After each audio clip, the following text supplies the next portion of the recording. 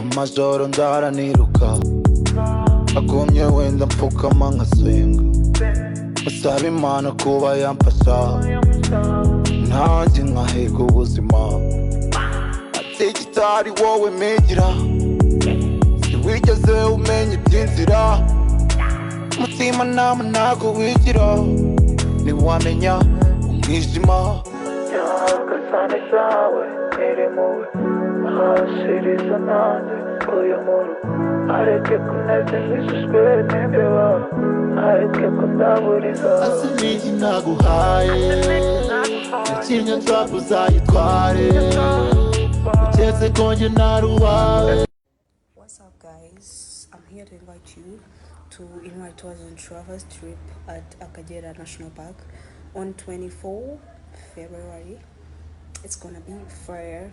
I hope everyone gonna be there, and me too, I'm gonna be there. Thank you.